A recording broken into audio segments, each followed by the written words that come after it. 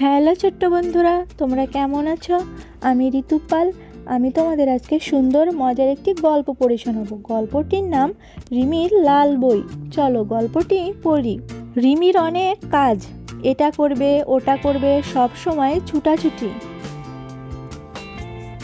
আর জিতু পড়তে বসলেই বই নিয়ে কাড়াকাড়ি, এজন্য জিতু পড়তেই পারে না।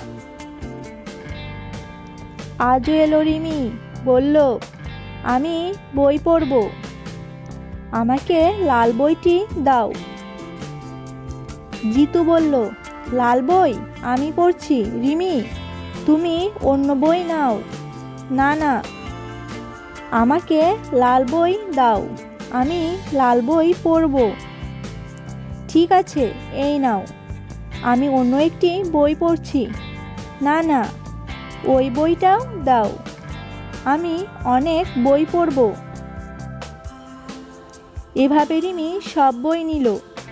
জিতু ভাবল, এভাবে হবে না, রিমিকে অন্যভাবে বোঝাতে হবে।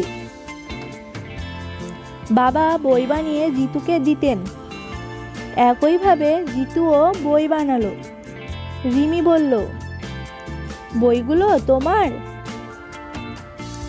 রিমি হি হি করে হাসলো, বলল, কাগজ দাও, রং দাও।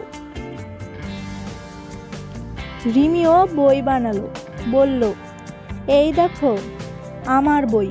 জিতু বলল, বাহ, সুন্দর বই। রিমিও এখন নতুন কাজ, অনেক অনেক বই বানালো, অনেক অনেক পড়া। তবে লাল বইটি রিমির সবচেয়ে প্রিয়। আর জিতু এখন কি সে পড়তে পারছে? আজকের গল্প এখানেই শেষ করছি। আশা করি গল্পটি পড়ে তোমাদের ভালো লেগেছে। তো আমাদের চ্যানেলে আরও নতুন নতুন গল্প আপলোড করা হবে, তো চ্যানেলটি সাবস্ক্রাইব করে আমাদের পাশেই থেকো।